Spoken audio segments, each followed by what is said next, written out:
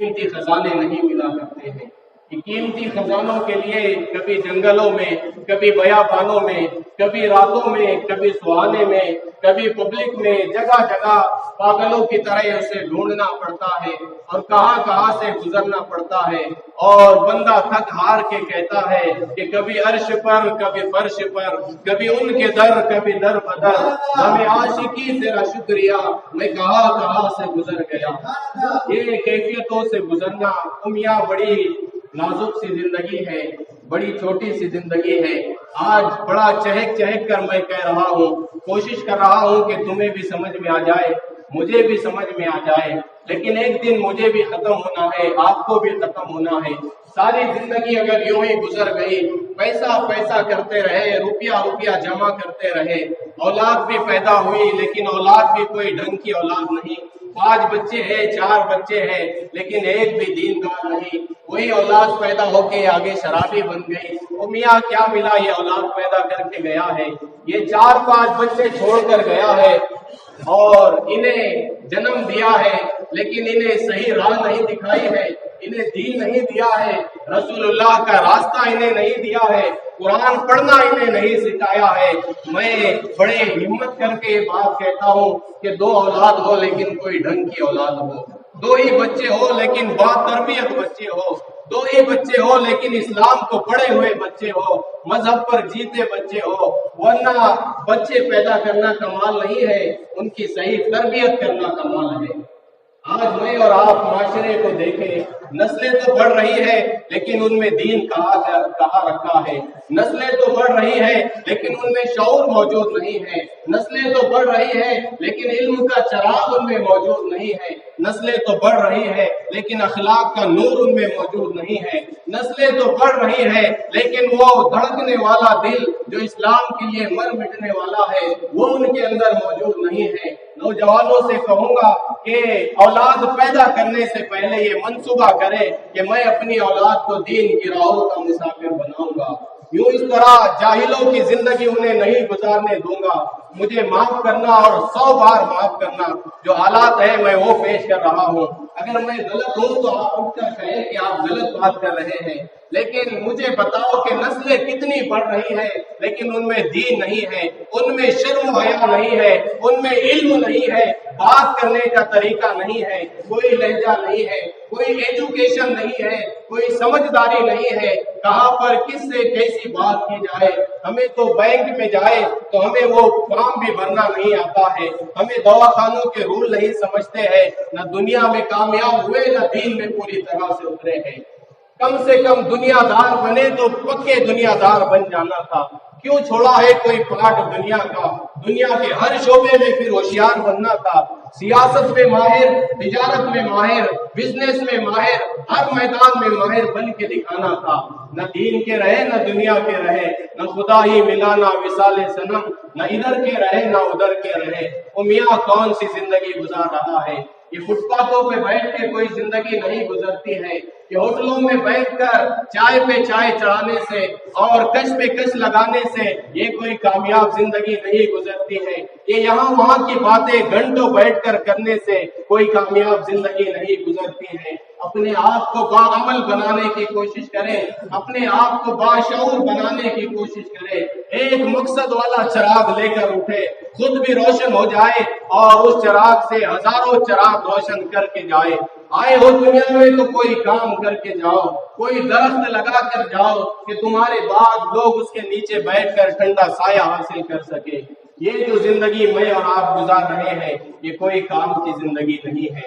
ذرا سوچئے اور ٹھنڈے دماغ سے سوچیں، صبح اٹھنے سے لے کر رات سونے تک دولت کے چکر میں گزر رہی ہے، اولاد بھی پیدا ہوتی رہی، ان کی طرف دھیان نہیں، بیٹے بس کھا لے پی لے، بیوی کو کھلا دیا پلا دیا، عیش میں رہے، آرام میں رہے، سکون میں رہے، لیکن دینداری میں محنت نہیں کی۔ فجر کے وقت پورا گھر سویا ہوا ہے، سب پہ لعنتیں برس رہی ہے، سارا گھر سویا ہے، اذان ہو رہی ہے، گھر کا ایک ممبر بھی فجر میں نہیں اٹھا۔ کیا ہزاروں گھر ایسے نہیں ہیں؟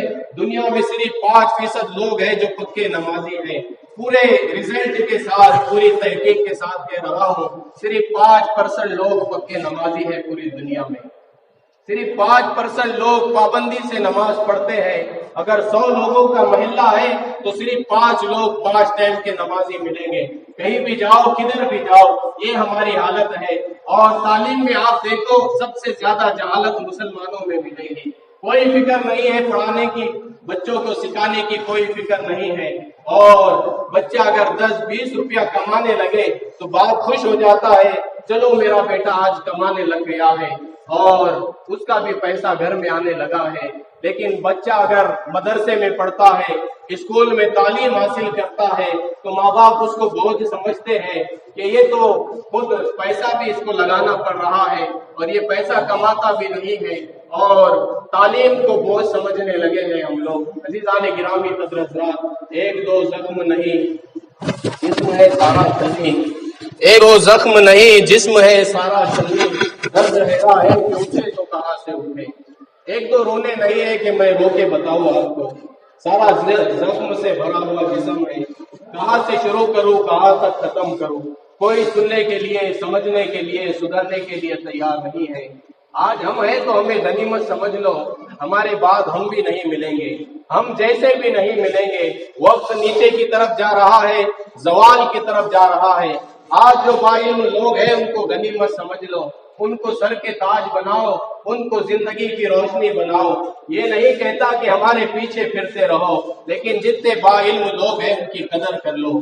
آگے علم والے بڑے کم ملیں گے، آگے سمجھانے والے بڑے کم ملیں گے، آگے بٹھا کر تمہیں سکھانے والے بڑے کم ملیں گے۔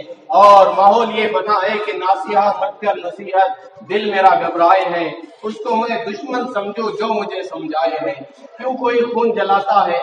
کیا کبھی آپ نے یہ سوچا ہے کہ کوئی انسان 1 گھنٹے کا بیان کر رہا ہے، آدھے گھنٹے کا بیان کر رہا ہے، اس کا گلا سوکھ رہا ہے، وہ الفاظ پہ الفاظ کہہ رہا ہے، دماغ اتنی تیزی سے چل رہا ہے کہ الفاظ اسے سوچنا نہیں پڑتے ہیں، وہ ایک کے بعد دیگر الفاظ ادا ہی کر رہا ہے، کوئی رکنے کی گنجائش نہیں اور کوئی رکنے کا وقت نہیں، اور مسلسل جب وہ کہتا جاتا ہے اندر سارا مشین اس کا کام کر رہا ہوتا ہے۔ آپ کو نہیں پتا اس کی کتنی انرجی ختم ہو رہی ہے، لیکن وہ کیوں بتا رہا ہے آپ کو، کیوں سمجھا رہا ہے آپ کو، کیوں آپ کو وہ یہ باتیں سکھا رہا ہے؟ اس کا مقصد یہ ہے کہ آپ یہ باتیں سن کر اس پہ عمل پیرا ہو جائے، زندگی میں بہاریں لے کر آئے، زندگی میں سدھار لے کر آئے، زندگی کو ایک اچھا رخ دے اور زندگی کو اچھی بنانے کی کوشش کرے۔ ورنہ واہوائی کی فکر نہیں ہوتی ہے، اور اللہ گواہ ہے اس کے گھر میں کھڑے ہو کر یہ بات کہہ رہا ہوں کہ ہم نے کبھی کوئی کام واہوائی کے لیے نہیں کیا ہے، اور ہم اس سے آگے والی زندگی گزارنا چاہتے ہیں۔ بلکہ کہوں گا کہ ہمیں سمجھنا ہے تو تھوڑا سا شعور لا، ہمیں سمجھنا ہے تو تھوڑا سا شعور لا، یہ تیری واہ واہ سے آگے کی بات ہے۔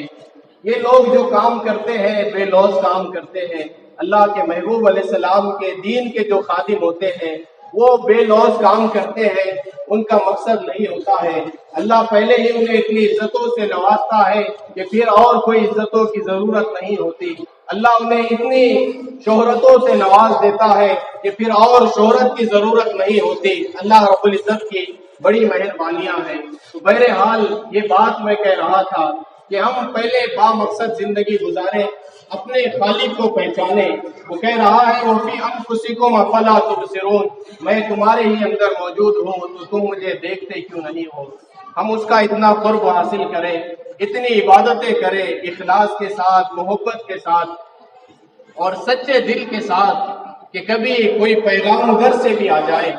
یہاں سے روز سجدے جاتے ہیں لیکن ادھر سے پیغام نہیں آتا ہے، تو کوئی پیغام آئے، جیسا کہ اقبال نے تڑپ کر کہا تھا اور گرج کر کہا تھا، بڑی امید سے کہا تھا کہ ہزاروں سجدے تڑپ رہے ہیں میری جبین نیاز میں، کبھی اے حقیقت منتظر، کبھی اے حقیقت منتظر، نظر آ لباس مجاز میں، کہ ہزاروں سجدے تڑپ رہے ہیں میری جبین نیاز میں۔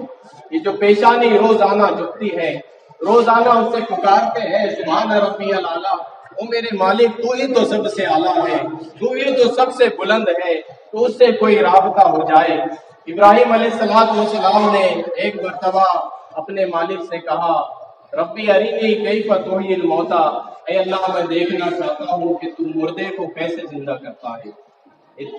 تیسرے یا چوتھے بارے میں آیت موجود ہے، ربی ارینی کیف تحیی الموتیٰ، اے اللہ مجھے بتا کہ تو مردے کو کیسے زندہ کرتا ہے۔ قال اولم تؤمن، تو اللہ رب العزت نے جواب دیا کہ ابراہیم کیا تم نے مجھ پہ ایمان نہیں لائے؟ کیا تم دیکھنا چاہتے ہو؟ تم نے ابھی تک ایمان نہیں لائے؟ یہ بڑا مقام کا نبی کے لیے جملہ کہا جا رہا ہے جو ایمان بانٹنے والی ذات ہے، ان پہ کب کبھی تاری ہوئی۔ جواب بنا کہ مالک ایمان کیوں نہیں لایا؟ ایمان تو لے کر آیا ہوں کہ دل کے اطمینان کے لیے دیکھنا چاہتا ہوں۔ تو ہر انسان کے سینے میں یہ امید ہوتی ہے کہ یا اللہ کوئی مشاہدہ مجھے بھی مل جائے، کوئی بات میں بھی دیکھ لوں، کوئی چیز نظر آ جائے، کوئی مشاہدہ ہو۔ تو اللہ رب العزت نے انہیں بتایا، کیونکہ پہلے دل میں خواہش پیدا ہوئی کہ یا اللہ میں دیکھنا چاہتا ہوں، لیکن وہ لوگ اس مقام پہ تھے کہ اللہ تعالیٰ سے ان کا رابطہ تھا، ان کی آواز وہاں تک پہنچ رہی تھی، اور آواز وہی وہاں تک پہنچتی ہے جو دل سے نکلتی ہے۔ زبان سے 1000 بار بھی کہا جائے اور دل میں اگر وہ چیز موجود نہیں ہے تو معاف کرنا ایسی دعائیں رنگ نہیں لاتی ہے۔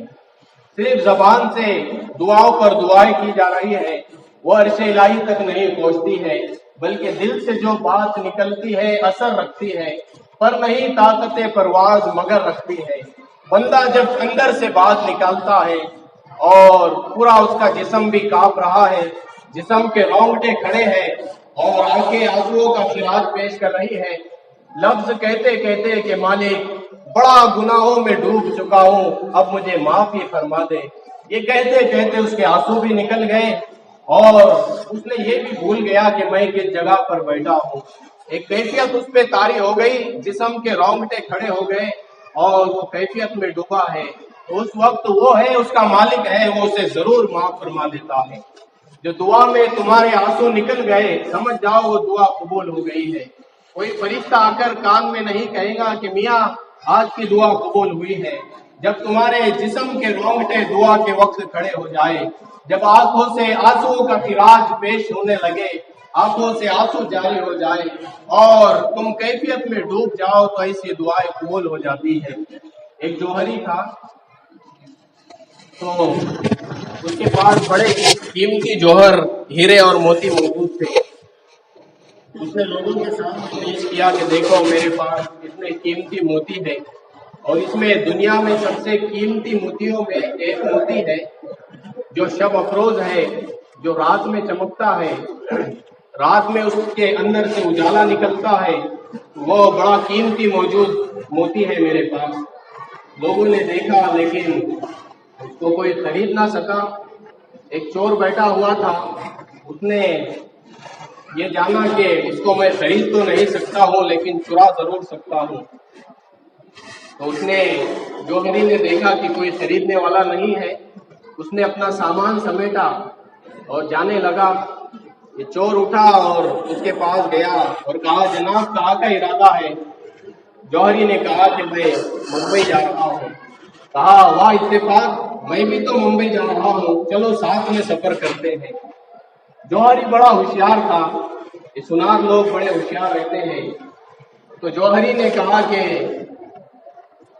وہ سمجھ گیا کہ یہ موتی چرانا چاہتا ہے، تو اس نے کہا ٹھیک ہے کوئی بات نہیں، چلو ساتھ چلنا ہے۔ وہ وہاں سے نکلے، رات کا وقت آیا، گاڑی میں جوہری نے اپنا بیاگ وغیرہ اچھی طرح سے رکھا اور وہ جو قیمتی موتی تھا وہ ڈبیا میں بند کر کے اپنے جیب میں رکھتا تھا۔ تو اس نے وہ جیب میں رکھا اور رات میں آرام سے دونوں سو گئے۔ رات کا کچھ حصہ گزرا، چور نے دیکھا کہ اس کو نیند آ گئی ہے، تو اس نے اس کا بیاگ کھنگالا لیکن وہ قیمتی موتی نہیں ملا۔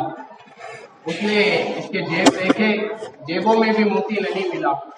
صبح ہوئی تو بڑی چالاکی سے چور نے کہا کہ جناب وہ جو رات میں چمکتا تھا موتی، اس کی کوئی روشنی رات میں نظر نہیں آئی ہے؟